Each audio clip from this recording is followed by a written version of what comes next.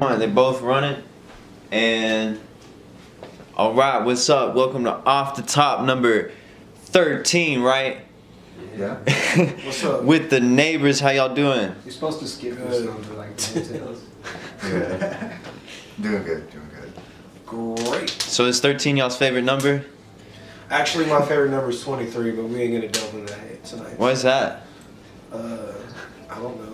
Those number 23, Jim Carrey. Yeah, you never For seen sure. that movie? Jim Carrey's one Oh, of Jim Carrey's best his like movies. serious movie? Yeah. Yeah, okay. Besides Eternal Sunshine and Spotless Mind. What about the Truman Show? But anyways, so Nah, Jake Mason. so it's the neighbors with the dollar sign, right? Yes. Yeah. And where do we find y'all at? You can find us on all streaming platforms at The Neighbors. Specifically on SoundCloud, you can find us at The Neighbors 918. And what's all y'all's names? I'm Darko, I'm Cosm. I'm Zach Thrash. and we are The Neighbors. Heck yeah. So I heard word around town that y'all might like rap a little bit. Is that true? I guess. Depends who you ask. Oh. We're a boy band officially. Like the Backstreet Boys. Yeah. But we are a collective of 3 people. We kind of take on people here and there. Whenever the group started, the concept of the neighbors came from the aspect that when you talk to somebody from Tulsa, generally they know somebody that you know. We're all neighbors here in Tulsa. I think that's kind of where we got that concept from. It's kind of how I explain it to everybody else. Okay, dope. Yeah, I was gonna ask that. So like, do y'all have any other members, official members, or is it just officially just the 3 of y'all? It's officially just the 3 of us. We do have add-ons here and there. We've had producers, we've had other rappers like with us at shows, but officially it's just us 3. Yeah, we've had a couple honorary members. Mm-hmm. A couple Sabrin, aka what is it? Scuzz. Yeah, Scuzz. Cousin Gengar's Scuzz. part a little bit. We got a track dropping with him real soon. You'll hear it real soon. Oh, that's dope. Yeah, That's about it. I know we got Daniel. Mhm. yeah. We pretty much have a whole fleet. We have a whole team under the scenes that no one really knows about, but it's mainly us 3. But there's a lot of work that goes behind it that it isn't just us. So. That's dope. So like, how did y'all form? It's a very good question. I met Wyatt, and we, definitely like yin yanged, like that, yeah, basically. And we met Zach at a show like maybe a week or 2 after, and then it just kind of happened. We all like dig each other's style. We all have the same drive, definitely, and that's how kind of we came together and decided to do this together, Mm-hmm. Heck yeah, that's dope. So like, what are other things that y'all do? So Zach and I, we do a lot of graphic work. He works a lot in a couple painting programs. I'm actually a graphic designer for a marketing and media firm right now. Oh, really? Yeah, What? yeah. I'm the lead graphic designer. We're about to have a storefront downtown. I work with businesses. I work Wow. with businesses doing branding and logos and stuff like that. It's essentially what I do right now. Wow, that's crazy. Just Wow. got- He also drops hella change. yeah. Yeah. Here, hold on. Let's see if he Oh, changes. yeah. I'm currently building a studio. Jesus Christ! This isn't supposed to be the funny interview. This is how it happens. Go ahead. I'm currently building a studio. I don't know what it's called, but it's pretty much going to be called The Neighborhood. Just kind of same concept as The Neighbors. That's I want to dope. get local artists in there. I want to get them in for a good price and build their sound. Just like it's taken me a long time to build my sound and know who I am as an artist. Mhm. So like I want to give people that same opportunity where they probably haven't had it because it can be expensive being an artist. The neighborhood studio. You know? That sounds dope. I want to bring that to all the young artists and current working artists that can't afford it. Heck you know? yeah. So that's my goal. Heck yeah. Do you have anything that you? I just be chilling. Okay. Wow. That yeah. I make music. I do graphics. Do a little video editing here and there. I make AMVs. Wow, that's cool. Yeah, I do a lot of stuff. Wow, so y'all gonna have like a one-stop shop, just everything.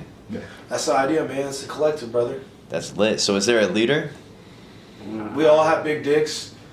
We measure it sometimes, but you know. Okay, I didn't We know. argue a lot because they're the leader. We're like, nah, hold up. I didn't know leadership was based on dick size. So, but that's good to know. That's it's good called to know. a dickdemocracy. Wow. Okay. All right. That's pretty cool. Dickocracy. Yeah, There it is. It's like idiocracy, but idiocracy. It's very closely. I feel like there has to be like a proving ground though. You know, like at a show, you got to be like, you got to tell the people. You be like, hey, like, check it out. Like. I mean, I definitely grab my balls on stage. That's for goddamn sure. So like, are y'all still finding your sound, or do you? I think that's an ever evolving process. I think Yeah. nailing down your sound is a thing that people definitely do. It's like But to crazy. have a time where you're not continuously working on your sound is just what is it? What is the word for it? Stagnant. Kind Yeah, I of like thing to that. switch it up because, like, kind of like he said, if I'm doing the same thing over Mhm. and over again, I'm gonna get annoyed. Yeah. I'm So gonna lose my focus. so y'all are I'm- versatile. Yeah, I like to try new things. Like, I do that shit with anything. Like, if I was painting something, I'm not gonna paint a school bus. Yeah. every time. I think whenever you're creative for years at a certain craft, at a certain point you literally have to take a different tack towards the same thing. Otherwise you're gonna get bored. And being bored, comes back to, not being as creative as you could be, Mhm. kind of thing. Yeah, that's just my thought. Okay, that's dope. That's dope. So like, what is y'all's plans in the future for projects? Generally, when it comes to art, music, anything. Y'all got anything? I think I can Coming speak up. for this right here. Having more media, I think in the past a lot of people complained about us not having as much media, such as videos, such as lyric videos, such as just interactive pieces of art that people Mm-hmm. can view and touch and that they can hold in their hand, literally with their phone, Yeah. anything like that. And so I think our next steps going forward have everything to do with that. Not just releasing singles, but releasing videos with them, getting more content so people can know who we are and see our faces and not just hear our voices. Mm-hmm. Okay, dope. So I have a polarizing question. Do y'all have favorite artists in the town? You go first. Fuck. I mean, there's so many. If I had to say, it'd probably be a tie between Verse and Mr. Burns. I just I respect them two so much. I wouldn't start rapping if it wasn't for Mr. Burns. Straight up, that man used to hate me, but I'd still show up to his shows and be like, "Man, you're my fucking idol, bro." But I mean, hey, it's been years later, and he respect me, and I respect him. That's It's dope. all love. But I still bro. I've cried at his shows. You know what I'm saying? Yeah, yeah. He's an amazing artist, man. I got a couple, but Don't Touch My Bag for sure. They kind of stopped rapping, but those are one of my influences. I used to hang out with them back in the day. We used to rap together and just do shit. Same with Mr. Burns. I used to go to house parties with him when I was 15. I still do. And yeah,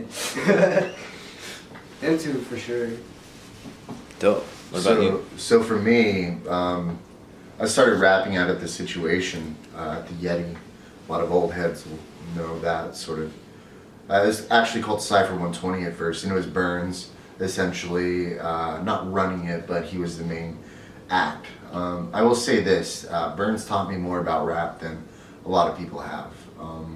He's given me advice, and even the same, he didn't try to shut me down whenever I was trying to be creative, and a lot of times whenever I was trying to rap out there, people would shut me down left and right. And so, I mean, altogether it made me hungrier. Burns gave me a solid blueprint to work from. That's and dope. if I could speak to anybody else, it'd definitely be Young Verse. He's provided the blueprint from which a lot of rappers here in Tulsa should work toward and work around, kind of thing. That's But yeah. dope. So do y'all see a resurgence of hip hop culture within Tulsa, and do you think that there's a good support system out here? Yeah, there was never a hip hop presence at all for a while. I mean, there was, but they wouldn't allow it. At the bars, you couldn't get a show if you were hip hop. It was mainly only alternative rock and rock. So over the past 6, even longer than that, that stuff that people don't even see. It's probably been going on for 15 years. People have been growing the hip hop scene. Yeah, we've been throwing shows at the Rabbit Hole for the past year, and I've seen it grown. Our shows, every show that we've had has gotten bigger and bigger and bigger. It's really unfortunate that COVID happened because we kind of felt at risk Yeah. of our fans and people that come to see us, putting them at risk. And that's kind of why we slowed down shows. Why we haven't done one in forever is just because, you know, we gotta let this thing pass. Yeah, Until yeah. it does, we can't put our fans and everybody else at risk just to come see us, you know. Yeah. But yes, there has definitely been a resurgence. Especially, I've only been in the scene for about 4 years. Zach's been in for a long time. Zach, you've been in for about 6 years or so. Like, in the time that I've been in, I've seen it blow up. So do you think that there's like a single factor that has to do with why there's a resurgence, or do you think Yeah. it's like a Yeah, for collective? sure. So there was a time in Tulsa wherever rap wasn't the first and foremost thing on people's minds whenever they went out to go see a show at a bar or something like that.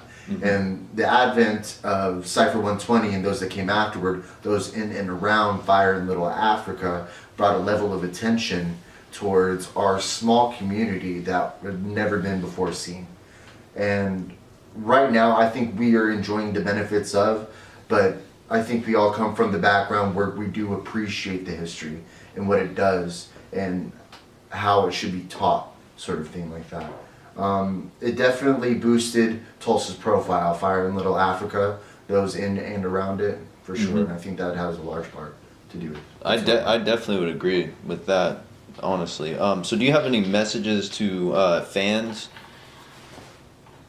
Yeah. Music is coming hot and heavy. Yeah. We got music coming. With COVID, I think everything slowed down, but we got some more stuff, more content, more shit for everybody to fuck with. I think hanging with us and having the fans that we do is one of the biggest blessings in my life, because without rap, I don't think I would have been here, you know? Right. We are the neighbors, and that means everybody else that is with us, our fans included, our friends included, are also neighbors. So I'm just happy to be able to share what I love with them. Definitely, definitely. So what direction has y'all's music been taking recently? What's the context? Whatever context you want. Well, I mean, like, I get it. Like, we made ignorant, hard, stupid music sometimes. I'll tell you this, a lot of our new stuff that we've been doing, White knows, he's been in the writing room with me a couple times. It's getting more lyrical, more focused, more tactful on issues that we have with society, our government, whatever.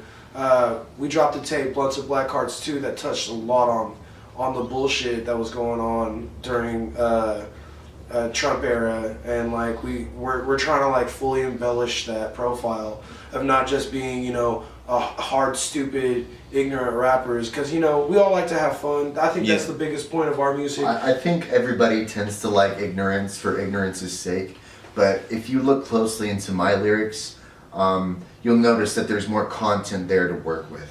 Yeah. It does sound like banger after banger after banger, but things that we do say within Blunts and Black Hearts 2 and other releases involving Zach have a lot to do with the political climate and how people view and kind of upend their own interests by kind of perpetuating a culture of ignorance. Right, it's kind of like a retrospect thing in that sense. Yeah. So do you think that has like the activism within the music? Do you think that has to do with the awakening within the rest of the culture, or like or people in general? I think here we are like celebrating regressive themes, saying that we want to be rich for our own sake and not giving back to our community.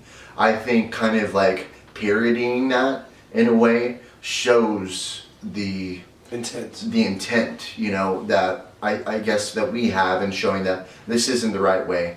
I feel like being a neighbor comes from an aspect of community. And being all for oneself isn't an aspect of community. It's not being a neighbor. It's being in a mansion all alone by yourself. Yeah, yeah. One for all, baby. Unless you and all your friends have mansions and you can just have walkie-talkies. Exactly. There you go. So do you guys have any advice for the next generation of artists? Don't get pigeonholed. Don't hold yourself back. Don't ever go down one path. There are many paths down this road. Oh, no, I feel like from a business aspect, just hit up bars, There you go. Bookshelves. More practical information here. Yeah.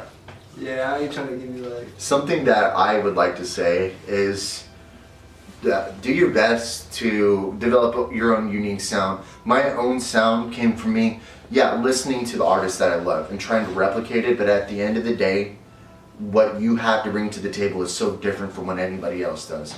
And if you keep that little bit of, innocence in your heart and your mind, you can take that and go a million miles with it. Yeah, and respect the motherfucking culture. Also, buy your beats. We're just coming out with it. We're just I'm coming back with my beats. Yeah, more practical, up in the air, practical. Buy a studio so that way whenever you write a song, you can literally rap into the microphone and hear yourself, and also hear what you're gonna do before you go to the studio. So that way you have an idea of how to tweak the song in better ways, play with the effects, know what you want.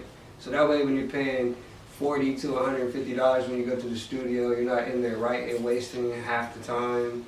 Because the faster you finish the song and you got all that free time, the better your mix is going to be, because the engineer has time to play with it. So Definitely. Yep. Be prepared. So I'm gonna veer away from music totally. I'm gonna throw a few oddball questions, and then we're gonna wrap it up because we still want to get a second interview type thing in. But so.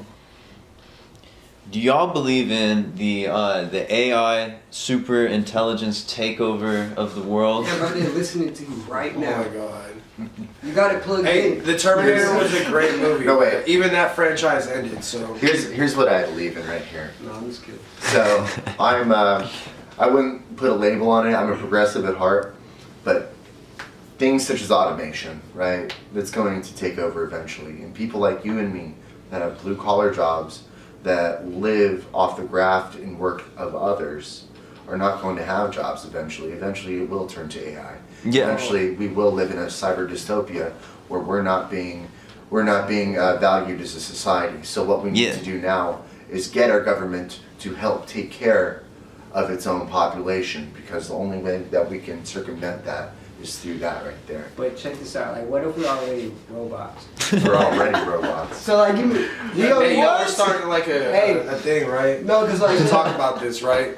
Yeah, because, like, look, now check this out. Like, the robots we make are made out of, like, metals and fucking stuff that we find in the ground. I would hope they ain't made So out of what wood. if our bones and our organs and stuff is just alien? Somebody, that's the materials they had. So I that's mean- how they. Because, like, think about it. Your blood veins are literally like an oil line in your car. Like what if we're like a genetic mutation your from heart's some like sort of. the motor. Your brain's like the motherboard in the car. Like. Well, what do you think we got like the scheme to build one for? Even a Well, computer. duh. I have another question. Do you think that I got that idea off of somebody else and built it. Whatever I don't know if y'all believe in God or not, but this is like totally like I'm just curious because this is just an interesting question I'm thinking about.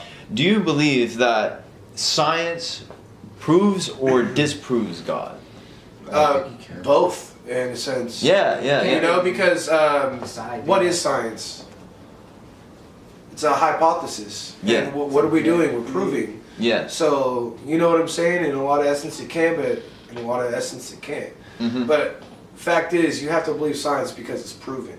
Yeah. So, I'm just curious. I think the question of God is like a deep one, but at the end of the day, whether or not God exists, we're already doing a thing in his life, and it doesn't have an effect. He already knows how this whole thing plays out. So even if there was one, you know. Yeah. But I don't think there's a In my God to eyes- the religion Mhm. aspect of it. I think it's a lot bigger than our brains can comprehend. So Yeah, they're yeah. just trying to dumb it down in the best Yeah. way possible. You know what? Let's pick this up on the next thing we're gonna do. I feel like it's a good stopping point right here, so that way we can try to get some of the other one. Do y'all have any shout outs for anybody or any last words? Yeah. Shout out to my mom and my little brother. Without them, without their constant support, and Nor and Zach, like without this group right here, I started this off whenever I was homeless. I didn't have a care in the world. I didn't want to take care of myself. I have a whole life to live for now. This rap thing has like literally gone on to save my life and put me in a better position. Wow, that's very interesting. We need to get you and you, both y'all, sometime for individual interviews, just y'all, because I want to hear more about your personal stories sometime. That'd be, cause we already got Zach, but that's really dope. Hey, y'all have any shout outs? Yeah, I want to shout out everybody that helped me come up. Joe Maury, Stefan Xavier, Steph Simon, Mr. Burns, Verse, like all the OGs that helped me come up and showed me my way. All my senseis, like, thank y'all for like bringing me up. Thanks to Zach for pushing me to my limits in ways I didn't know. Thanks to Wyatt for being there for me and being my rock that I needed. Like, shout out to my mom. I wouldn't be here right now if it wasn't her. Shout out to my daughter. I wouldn't be as inspired as an artist if it wasn't for her. I can't really think of anybody else at the top. If I missed out, I'm sorry. Shout out everything they said, plus my family and the rest of Tulsa. Damn it, Wyatt. I need a phone case, bro. I need a fucking phone Oh case. my gosh. That was perfect. Just cut it there. All right, cool. We can end it there instead of doing a rap session. Like, I want to get this next one moving before. Okay. Hey, but round of applause for the neighbors. Come on, Aaron, fucking clap.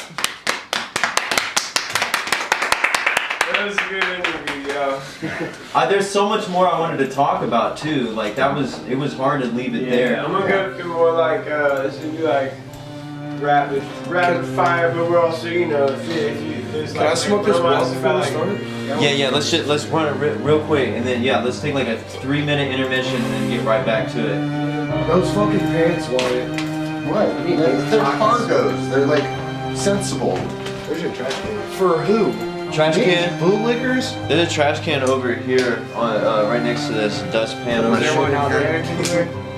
Is that one outside or this one? There's one in the garage. Appreciate that.